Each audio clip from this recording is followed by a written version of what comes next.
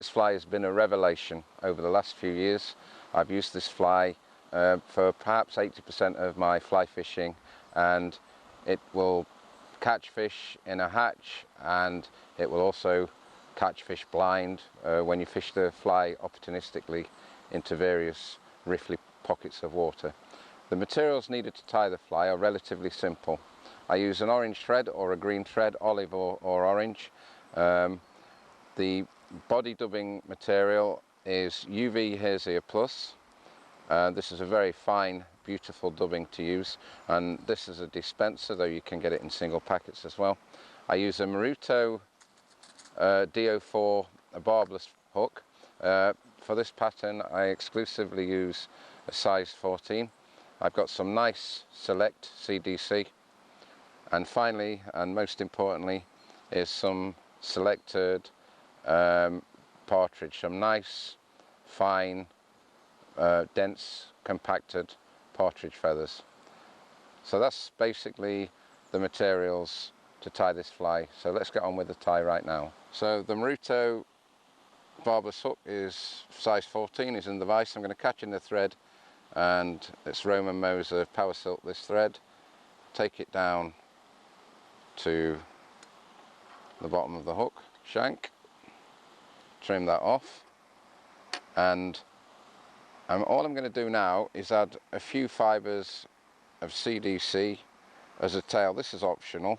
I think it completes the fly very nicely, so I like to do this. It's not essential, but it adds a very nice effect. Not only that, the CDC tends to have a lot of movement in it, and we're great fans of flies that have this inherent movement. Even that slight breeze there, you see, is catching that and giving it lots of inherent movement. Now I'm going to take my dubbing. This is the UV Hair's-Ear dubbing, and I'm going to mix some of this with, which is tan, with some of this golden, and the blend of the two gives a very nice colour to which, to my mind, imitates a whole range of small mayflies, including blue-winged olives, pale wateries. Any small upright mayfly is very well covered by this blend, so it's a very nice mix. It's a very good blend. I'll take that approximately, I'll taper it nicely like so, and I'll take it about 2/3 of the way up the hook shank. At this point I'm going to add a pair of CDC feathers, and I'm going to pair them. So they're going to be CDC feathers which are approximately the same size and shape, and I'm going to put them either side of the hook shank, and it's a very nice way of pairing and tying a CDC fly like this, because we get a very accurate profile which imitates the natural very closely. So I just put in 1 or 2 loose turns after I've paired the feathers either side, and then gently pull the feathers into position.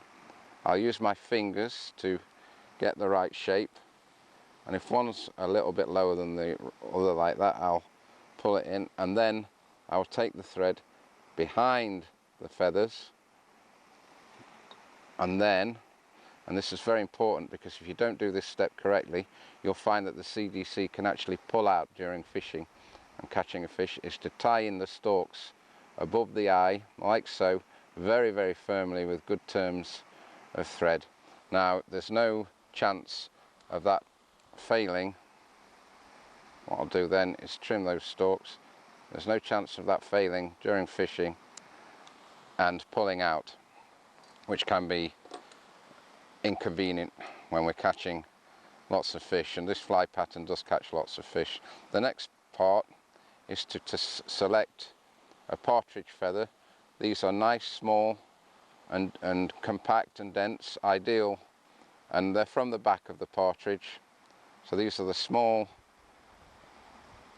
generally quite brown feathers from the back of the partridge, and what I'm going to do is just tease out the tip the few fibres at the tip of the feather, and I'm going to tie in the partridge feather like so. I'll point the tips of the feather over the eye of the hook and tie those in very firmly with a few turns, and then I'll trim that excess. So this is the soft hackle part of the tie where we produce the profile of legs. And what I'll do, the first turn will be behind the CDC wings, and then after that we have 2 full turns in front of the CDC wings, and then tie off that very, very firmly. Then I'll trim the waist and also some of the excess fibres above the hook, like so. I will make sure that the eye is exposed, so that I'm not going to whip finish over the eye, and I'm going to whip finish by hand. Now some of these fibres have come forward in front of the eye. This might be slightly disconcerting to experienced fly tiers who like everything neat, but in actual fact this adds some appeal to the fly, because the profile of the legs, the soft hackle legs, is very, very natural. And I'm going to whip finish by hand. If you use a tool, that's fine. So I've just whip finished that fly nicely by hand like so. I'll just make sure the eye's not obstructed, and then I can tighten that and trim off the thread, and we have here a very, very effective fly. It's not quite finished at the moment, because what I'm going to do now is I'm going to remove the fly from the vise, and I'm going to trim the underside legs which are sticking downwards. And so I'll remove that like so. I'll just make sure that everything's at the right angle, like so, and then I'll trim the fibres that point directly downwards, so they will interfere with how the fly will sit. And now I'm going to put this fly on the table here, and you can see how natural that profile is. It's an exceptional fly, and has caught literally hundreds of fish over the past few seasons.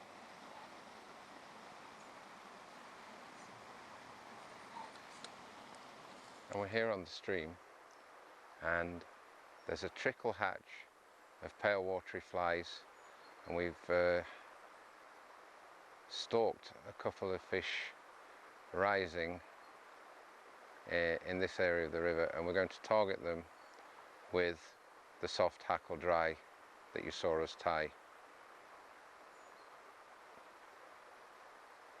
There are fish around this overhanging branch, which is fairly typical in a stream.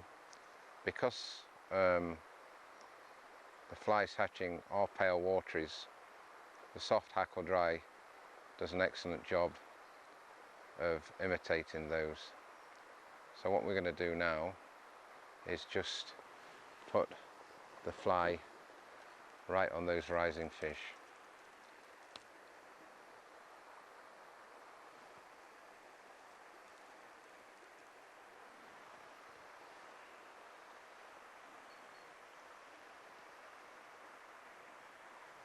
And we'll see, hopefully, just how effective the soft hackle dry can be. These fish are picking off these pale wateries one by one.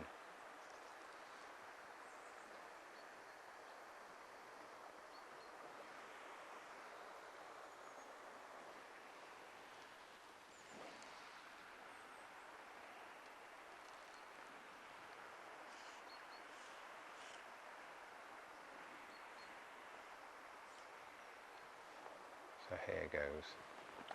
I'm using the soft hackle dry fly, which has been an absolutely exceptional dry fly, and I'm concentrating it not in the edges, not in the middle on the main current, but in the edges where the current's slightly slacker, where we might expect a fish to be sitting. There we go. So that was an instant response on the soft hackle dry fly. Fish are readily fooled by that very realistic footprint. And that's another stunning little wild brown trout. Pretty fish. They're very healthy, these fish. Fat little bellies, sit very nicely. Beautiful fish. And back he goes. Now I'm sure there's at least 1 or 2 more fish in there. To dry the fly, I simply squeeze the fly with a piece of tissue paper, stroke back the CDC fibres, and the soft hackle dry would immediately bounce back to life. So I'm going to treat the soft hackle dry fly, get him sitting high and pretty again, and within a few seconds we're making the next cast for the next fish.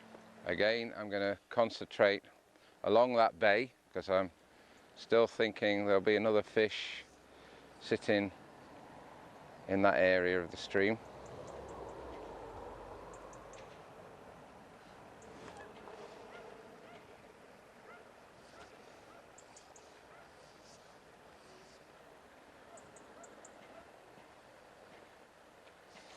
There we go. That's a big fish. That's not a small fish this time. That's a much larger trout. Nice looking fish. And again, it's a soft hackle dry.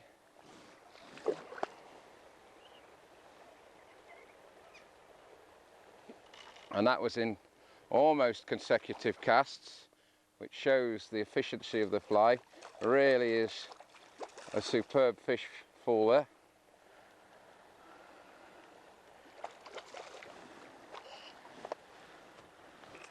And this will definitely be a landing net one. It's a stunning fish, a beautiful wild trout. Beautiful wild trout, red spots. And for a stream this size, this is an exceptional wild trout.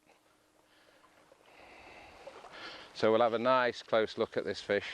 Fooled again by the soft hackle dry fly.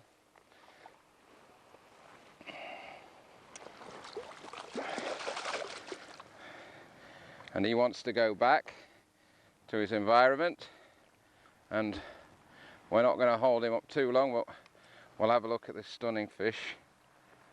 It's a barbless hook, of course. All the deadly dozen flies are tied on barbless hooks up.